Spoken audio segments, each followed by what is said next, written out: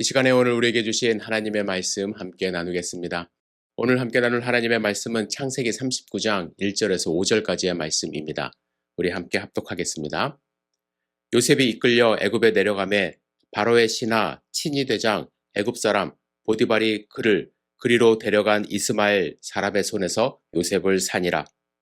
여호와께서 요셉과 함께 하심으로 그가 형통한 자가 되어 그의 주인 애굽 사람의 집에 있으니 그의 주인이 여호와께서 그와 함께 하심을 보며 또 여호와께서 그의 범사에 형통하게 하심을 보았더라.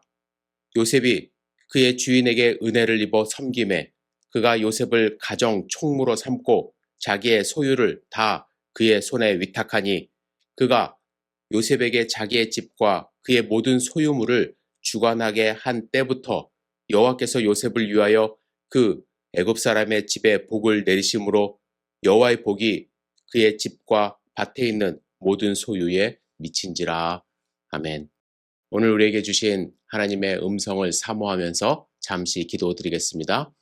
사랑과 은혜가 충만하신 아버지 하나님, 주님의 음성을 사모하여 모였습니다. 주님 말씀하여 주시옵소서. 주님의 음성으로 이 세상을 살아갈 힘과 용기를 얻을 수 있도록 주여 축복하여 주시옵소서. 이 시간을 온전히 주님께 의지하며 드립니다. 예수님의 이름으로 기도드렸사옵나이다. 아멘. 제가 초등학교 때 다니던 교회 담임 목사님이 설교 중에 하신 예화가 아직까지 제 기억 속에 남아 있습니다. 제가 잠시 나누고자 합니다. 어느 시골 마을에 아주 가난한 가정이 있었습니다. 이 집안의 아버지는 일을 잘 하지 않고 오히려 밤늦게 일어나 다른 사람의 밭에 몰래 가서 채소와 과일들을 조금씩 훔쳐서 하루하루 생활을 하던 그러한 사람이었습니다.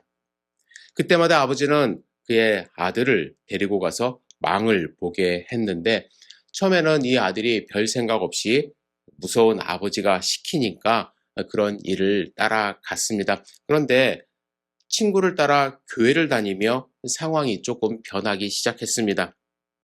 그의 마음 가운데 하나님이 살아 계신다는 믿음이 생기니까 행동이 변하기 시작한 거예요. 어느 날 도둑질하기 딱 좋은 날이었습니다. 아버지는 또 밤늦게 아들을 깨웠습니다. 다른 집에 농작물을 훔치러 가기 위함이었죠. 아들은 아버지에게 가기 싫다고 떼를 써보지만 아버지의 힘을 이기지 못하고 따라 나서게 됩니다.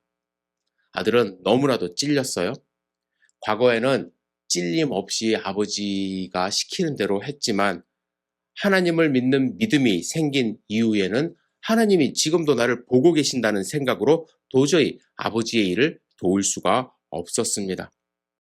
아버지는 멀찍이서 아들에게 망을 보라고 한 후에 다른 사람의 밭에 들어가 농작물을 따려 합니다. 이때 아들이 급하게 달려옵니다. 아버지, 누가 지금 봐요. 아버지는 밭에 바짝 엎드렸습니다. 그리고 아들에게 묻습니다. 야, 누가 오냐? 아들이 말합니다. 아버지, 하늘에서 하나님이 보고 계세요. 누구? 하늘에 계신 하나님이요. 아버지는 아들의 뒤통수를 후려 갈기며 야, 그 사람 빼고 망을 보란 말이야. 아버지는 아들을 한 대 더 때린 후에 망을 보라고 다시는 그러지 말라고 하면서 돌려보냅니다. 아버지는 심기일전하여 다시 도둑질을 하려고 합니다. 이때 아버지의 모습을 본 아들은 도저히 참을 수 없어서 다시 아버지에게 달려오죠. 아버지, 지금 누가 봐요? 아버지는 다시 밭에 바짝 엎드리고 야, 누가 오는데? 하고 묻습니다. 아들은 다시 말합니다. 아버지, 정말로 하늘에 계신 하나님이 지금 우리를 보고 계세요. 아버지는 화가 났습니다. 그래서 아들을 불러서 이번에는 뺨을 때립니다. 야, 장난하지 말고 정말 사람이 오면 말하란 말이야. 아들을 다시 혼을 낸 후에 돌려보냅니다. 그리고 아버지는 다시 도둑질을 하려 합니다. 그런데 이상한 일이 벌어지기 시작했어요. 아버지가 다른 사람의 농작물을 따려 하는 순간 아버지의 마음도 찔리기 시작합니다. 분명 아무도 보는 사람이 없는데 자꾸 누군가가 보는 것 같은 느낌을 갖게 된 것이죠. 아버지는 몇 번 시도하다가 도둑질을 더 이상 할 수 없게 되었습니다. 결국 아들과 함께 교회에 나아가 하나님을 믿기 시작했다는 이 제가 40년도 넘은 그때에 들은 예화가 아직도 지금 기억 속에 남아 있습니다. 여러분, 하나님을 믿는 사람은 하나님의 살아계심을 믿는 것이고, 하나님의 살아계심을 믿는다는 것은 지금도 우리와 함께 하심을 믿는 것이기 때문에 믿지 않는 사람들과는 분명히 다른 생각과 다른 행동을 할 수밖에 없다는 강력한, 어쩌면 좀 유치하지만 강력한 메시지를 이 예화가 주고 있기 때문에 저의 기억 속에서 아직도 사라지지 않고 있습니다. 여러분, 하나님을 믿는 사람, 예수 그리스도를 믿는 사람은 행동이 변하고 삶이 변합니다. 왜냐하면 우리의 행동은 우리가 가진 믿음을 근거로 하기 때문에 그렇습니다. 그래서 하나님을 믿는다면 우리의 행동이 변하게 되는 것이죠. 야고보는 야고보서 2장 17절에 이와 같이 행함이 없는 믿음은 그 자체가 죽은 것이라고 말을 했습니다. 오해하지 마세요. 행함으로 구원을 받는다라는 그런 말이 아니라 믿는 자는 그에 따른 행동이 반드시 따라야 한다는 그 말을 강조하고 있는 것입니다. 우리가 지금 편하게 의자에 앉아 있는 행위를 할 수 있는 것은 무의식 중에 의자가 무너지지 않을 것이라는 믿음이 있기 때문에 그렇습니다. 아마 그 믿음이 흔들린다면 편하게 앉아있는 행동 절대로 할 수 없음을 우리는 알고 있습니다. 우리가 밤에 편안하게 잠에 들 수 있는 이유는 무엇입니까? 아침에 일어날 것이라는 믿음을 근거하기 때문에 잠에 드는 거예요. 만약에 아침에 나는 일어날 수 없어, 나는 죽을 수도 있어 라고 하면은 불면증에 걸릴 것입니다. 우리는 하나님을 믿습니다라고 고백합니다. 그렇다면 다시 말씀드려서 하나님을 믿지 않는 사람과는 분명히 다른 삶의 행동 양식이 나타나야 합니다.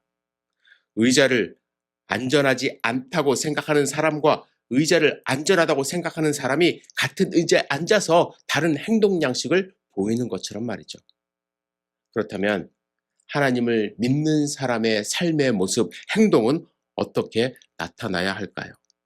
저는 창세기서에 나오는 이 요셉의 삶을 통하여 하나님을 믿는 자의 모습을 우리는 확실하게 배울 수 있다고 생각합니다. 왜냐하면 그는 가는 곳마다 하나님의 이름이 높여지는 삶을 살았기 때문에 그렇습니다. 우리는 그의 삶의 모습을 배워야 해요. 여러분, 요셉이 형들에 의하여 애굽에 팔려갔을 때 가장 처음 도착한 곳은 오늘 우리가 함께 읽었듯이 애굽 군대 장관 보디발의 집이었습니다. 그런데 오늘 본문을 보세요.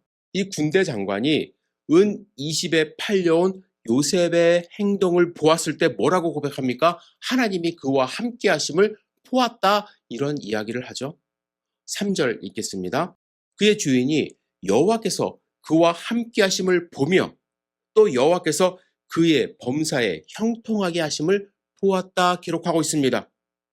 보디발의 집에는 수많은 노예가 있었을 것입니다. 그런데 그의 행동은 여호와께서 함께 하심이 나타나는 삶을 살았다고 기록하고 있는 거예요. 여러분, 하나님이 함께 하신다고 해서 고난이 완전히 없는 삶을 사는 것은 아닙니다. 노예 삶 고난이 있겠죠? 힘들겠죠? 아버지께 그렇게 평생 이 오냐오냐 하면서 귀여움과 사랑을 독차지했던 그런 아들이 하루아침에 노예가 된 거예요. 여러분, 하나님이 함께 하시는 삶을 살 때에 세상은 그를 무너뜨리기 위해 수단과 방법을 가리지 않습니다. 요셉은 이후에 어떻게 됐나요? 보디발의 아내가 유혹했을 때 그 손을 뿌리치자 그를 음해해서 요셉이 감옥에 갇히게 됩니다. 억울하게 감옥에 갔어요. 하지만 그는 감옥에서도 하나님이 드러나는 삶을 살았어요. 창세기 39장 21절입니다. 여호와께서 요셉과 함께 하시고 그에게 인자를 더하사 간수장에게 은혜를 받게 하시매. 이 간수장이 은혜를 받게 된 이유에 대하여 23절에 이렇게 말씀하세요. 이는 여호와께서 요셉과 함께 하심이라. 여호와께서 그를 범사에 형통하게 하셨더라. 요셉 때문에 간수장이 은혜를 입었어요. 감옥에서도 하나님이 함께하는 삶, 하나님을 믿는 삶을 그는 살았던 것입니다. 이후에 요셉은 감옥에 들어온 술 맡은 관원의 꿈을 해석해 준 일로 바로 앞에 서게 되지 않습니까? 그때 바로의 꿈을 해석합니다. 그 해석을 들은 바로가 이런 말을 해요. 41장 38절에서 39절입니다. 바로가 그의 신하들과 이르되 이와 같이 하나님의 영에 감동된 사람을 우리가 어찌 찾을 수 있으리요 하고 요셉에게 이르되 하나님이 이 모든 것을 내게 보이셨으니 너와 같이 명철하고 지혜 있는 자가 없도다. 바로도 요셉을 보면서 하나님의 영에 감동된 사람이라고 고백을 합니다. 요셉은 노예의 삶을 살 때도, 감옥의 죄수로 있을 때도, 왕 앞에서 꿈을 해석할 때도 그는 하나님을 믿는 자의 모습을 드러내는 삶을 살았습니다. 그렇다면 그가 어떠한 삶을 살았기에 하나님이 그의 삶을 통하여 나타났을까? 두 가지만 살펴보겠습니다. 첫째, 요셉은요, 정직하고 투명하고 아주 깨끗한 삶을 살았습니다. 저는 성경 전체에 나오는 인물 중에서 요셉이 어쩌면 가장 깨끗한 삶을 살지 않았을까라는 생각을 해봅니다. 요셉은 너무도 정직한 삶을 살아서 거짓된 것을 보지 못했던 것 같아요. 그래서 형들의 잘못도 아버지한테 가서 고자질합니다. 그래서 형의 미움을 받기 시작한 거예요. 뿐만 아니라 이 하나님이 주신 꿈, 혼자 몰래 마음속에 간직할 수도 있었는데 그것을 그냥 자연스럽게 다 드러냈어요. 그렇죠? 그래서 본격적으로 형들이 그를 시기하고 질투하지 않습니까? 그는 보디발의 아내가 유혹했을 때 그 자리에서 당장에 도망칠 수밖에 없었습니다. 정직하고 깨끗했기 때문에. 그 순간을 견딜 수가 없었던 거예요. 그런데 문제는 뭐냐면 세상은 이렇게 정직하고 깨끗한 사람들 별로 좋아하지 않는다라는 거예요. 형들은 요셉을 시기 질투해서 노예로 팔았고 보디발의 아내도 거짓으로 요셉을 감옥에 가두게 된 것입니다. 요셉은 정직한 삶을 살기 위하여 깨끗한 삶을 살기 위하여 잔머리 굴리지 않았어요. 왜 그랬을까요? 하나님을 믿었기 때문에. 진리의 하나님이 거룩하신 하나님이 그와 항상 함께한다는 사실을 그는 알고 있었기 때문에 정직한 삶을 살 수밖에 없었다고 저는 확신합니다. 둘째로요. 요셉은 맡은 일에 최선을 다하는 삶을 살았기에 하나님의 이름이 드러나는 삶을 산 것입니다. 하나님을 믿는 자들은요. 자기에게 맡겨진 일에 최선을 다합니다. 요셉은 보디발의 집에서 노예로서 최선을 다했습니다. 보디발이 그의 소유를 다 그의 손에 위탁했다고 기록하고 있지 않습니까? 감옥에서 죄수로서 그에게 주어진 일들 최선을 다했습니다. 성경에 보면 간수장이 옥중 죄수를 다 요셉의 손에 맡겼다고 기록하고 있습니다. 인생에 가장 극한 나락에 떨어졌을 때조차도 그는 최선을 다하는 삶을 살았던 거예요. 많은 그리스도인들이 환경이 어려울 때는 하나님을 의지하며 최선의 삶을 사는 경우 있습니다. 그런데 환경이 좋아지면 오히려 삶이 흩어지는 경우도 보게 되죠. 힘들 때는 그 상황을 극복하기 위하여 열심히 새벽 기도도 합니다. 간절함으로 서원 기도도 해요. 주님, 제가 이 사업을 통하여 성공을 하면 선교 사업의 총 매출의 10%라도 하나님께 드리겠습니다. 그런데 이런 경우 어려움을 극복하고 성공하면 세상 사람들처럼 살아가는 경우가 너무나도 많습니다. 그런데 요셉은 그러지 않았다라는 거예요. 그가 국무총리가 되지 않습니까? 그 후에 그는 어떠한 삶을 살았습니까? 자기에게 맡겨진 일에 더욱더 최선을 다하는 삶을 살았어요. 국무총리가 되자마자 전국 순찰을 돌아다녔습니다. 그는 그의 형들이 가나안 땅에 가뭄이 들어서 애굽에 곡식을 사러 왔을 때 직접 맞이하여 형들에게 직접 팔았어요. 여러분 생각해 보세요.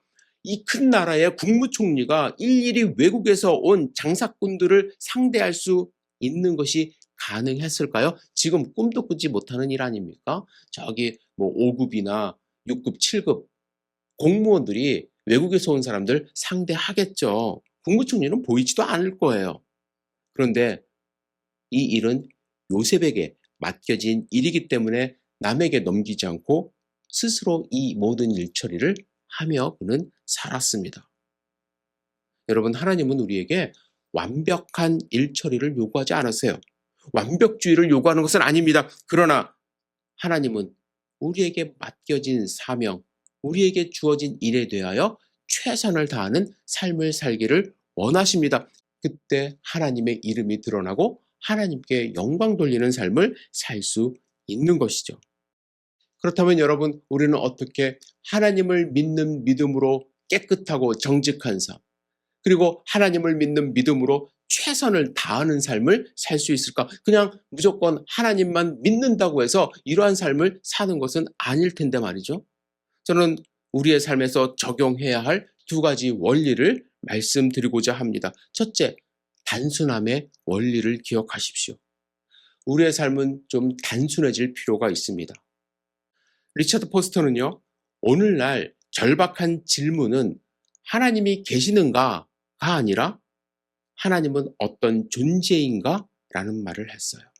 이 말은 하나님이 계시는가, 안 계시는가를 논쟁할 것이 아니라 하나님은 나에게 어떠한 존재로 계시는가에 대한 질문을 심각하게 받고 그 답에 대한 확신을 갖고 살아야 한다는 것이에요. 만약 하나님이 살아계시고 우리 가운데 계시고 우리를 사랑하신다는 확신을 믿는다면 우리의 삶은 갈등하지 않고 단순해질 수밖에 없습니다. 많은 그리스도인들이 세상 일과 하나님의 일을 구별하려고 합니다. 그러니까 복잡해지는 거예요. 그 사이에서 균형을 맞추려고 노력을 합니다. 6일 동안은 세상 사람으로 밖에서 살아가고 주일만 썬데이 크리스천이 되려고 하는 경우가 많이 있습니다. 저도 그래요. 제가 스쿨버스 운전을 시작할 때만 해도요, 이 일 속에서 하나님이 드러나기를 원한다는 마음을 가지고 시작을 했습니다. 그런데 요즘에는요, 운전하면서 몸도 힘들 때가 있고 이 아이들이 말도 안 들을 때가 있고 또 드는 시간에 비하여 받는 페이가 적다는 생각을 하다 보니까 여러 가지 머릿속에 복잡한 생각이 드는 것이 사실입니다. 그래서 좀 초심으로 돌아가야겠다라는 생각을 많이 하는데요. 여러분, 내가 있는 곳이 노예의 삶, 감옥의 삶, 왕궁의 삶, 이것을 구별하며 살아가면 마음이 복잡해집니다. 그런데 그 모든 곳이 하나님이 함께 하시는 곳이라는 생각을 하면 삶이 좀 단순해지고 나도 최선을 다하는 삶을 살아갈 수가 있다라는 거예요. 요셉은 그의 삶을 통하여 그것을 구분하지 않았어요. 감옥에 있을 때조차도 하나님이 함께 하심을 믿고 의지하며 최선을 다하지 않았습니까? 감옥에 있는데 내가 내 삶을 한탄해도 되지 뭐, 그런 생각으로 살지 않았다라는 거예요. 여러분, 내가 무엇을 하든지 먹든지 마시든지 그것이 바로 하나님의 영광을 위하는 일이라는 확고한 믿음이 있을 때 우리는 단순한 삶을 살 수가 있는 거예요. 갈등하지 않고. 여러분, 잠시 생각해 보세요. 내가 그리스도와 연합하여 새로운 삶을 시작하게 된 새로운 피조물로서 새로운 삶을 살아가고 있는지, 아직도 과거의 습관, 과거의 가치관에서 벗어나지 못하고 갈등하는 삶을 사는 것은 아닌지. 요셉이 형들의 잘못을 아버지께 말한 것, 저는 그거 처음에는 이해하지 못했어요. 어떻게 저렇게 고자질장애가 있을 수 있나? 그런데 요셉은요, 잘못된 것을 이야기하는 것에 대한 갈등이 그의 마음 가운데 없었던 거예요. 따라서 보디발의 아내가 유혹할 때도 요셉은 그 안에 갈등이 없었습니다. 그래서 그 자리를 박차고 일어날 수 있었던 거예요. 왜냐하면 그는 하나님과 함께하는 삶을 살았기에 단순했어요. 진리를 쫓아가는 삶을 살았던 것이죠. 여러분, 하나님이 함께하시면 우리의 삶은 단순해질 수 있습니다. 이 단순함의 원리를 쫓아가세요. 세상적인 것과 타협하려고 하는 그러한 마음을 버리시고 단순하게 하나님이라면 하나님은 어떻게 하셨을까를 생각하시면 우리의 삶은 단순해지기 시작합니다. 둘째, 거룩함의 원리입니다. 하나님을 믿는 자들은요, 하나님을 생각하고 하나님께 모든 초점을 맞추어 살아야 하기 때문에 단순해져야 된다고 말씀을 드렸어요. 하지만 맹목적으로 단순해져서는 안 됩니다. 우리가 단순해지는 삶의 목적은 무엇이냐면 구별된 삶으로서 거룩하게 하나님께 나아가기 위함이에요. 만일 거룩함이 내 삶의 목적이 아니라면 단순한 삶은 그냥 내 만족으로 끝날 수가 있습니다. 세상 사람들 가운데도요, 단순하게 사는 사람들 많아요. 자기가 옳다고 생각하는 것에 꽂혀서 사는 사람들 많죠. 하지만 그의 삶은 거룩과 거리가 멀어요. 하지만 우리는 거룩을 향해 나아가야 할 것입니다. 거룩한 삶을 살기 위해서 우리는 노력을 해야 하는데 무엇보다도 우리에게 필요한 것은 무엇이냐면 나는 이미 거룩해졌다는 인식을 갖고 살아가는 것이에요.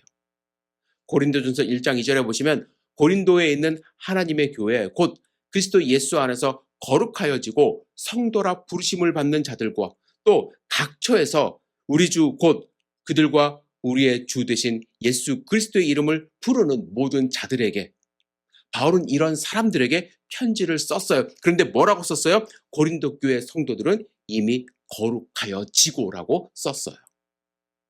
이는 고린도 교회 성도들에게만 한정되어 부른 호칭이 아니죠. 현재의 모든 예수 그리스도를 믿는 자들에게 불려지는 호칭입니다. 우리는 이미 거룩해졌어요. 거룩해지려고 노력하는 자들이 아니라 믿음으로 말미암아 예수 그리스도의 보혈의 피로 우리는 거룩함을 받았습니다. 우리는 이미 거룩해졌지만 그런데 문제는 뭐냐면 그 거룩의 초청에 응하지 못하는 삶을 살 때가 많이 있다라는 거예요. 그래서 사도 바울은 로마서 12장 1절에 이렇게 이야기를 합니다. 그러므로 형제들아 내가 하나님의 모든 자비하심으로 너희를 권하노니 너희 몸을 하나님이 기뻐하시는 거룩한 사한제사로 드리라. 이는 너희의 드릴 영적 예배니라. 거룩해진 것으로 끝나는 것이 아니라 거룩한 산 제사를 드리도록 계속 권유를 하고 있습니다. 우리는 끊임없이 나의 몸을 거룩한 산 제사로 하나님께 드리는 삶을 살아야 하는 거예요. 거룩해진 사람은 거룩한 삶으로 구별되어지도록 권유받고 있고 그러한 삶으로 가도록 스스로 계속 노력해야 한다는 것입니다. 예수님은 일단 내게로 와라 그러면 끝난다 하지 않으셨어요? 누구든지 나를 따라오려거든 날마다 자기 십자가를 지고 나를 쫓을 것이라 말씀하셨습니다. 날마다 거룩한 삶을 살려고 할 때, 날마다 예수님을 쫓아가는 삶을 살 때에 우리는 거룩한 삶을 살 수 있는 것이고 요셉과 같은 삶을 살아갈 수 있는 것입니다. 여러분 지금 우리는 어디에 있습니까? 노예의 삶이라고 해서 노예처럼 살아가라는 것 아닙니다. 감옥 같은 삶이라고 해서 죄인처럼 살라는 것 아닙니다. 왕궁에 살아도 국무총리처럼 살아도 내가 왕인 것처럼 살아가라는 것 아닙니다. 어디에 있든지 우리는 오직 하나님의 영광을 위하여 살아갈 때에 하나님이 요셉을 통하여 이스라엘 민족을 만드셨듯이 하나님은 우리 각자를 들어 사용하셔서 감옥에 있는 나를 들어 올려 더 큰 일로 사용하실 것이고 노예의 삶에 있는 나를 들어 올리셔서 하나님 나라를 위하여 더 크게 사용하시리라 저는 확신합니다. 갈등하지 마시고 단순해지세요. 세속적이지 말고 거룩해지세요.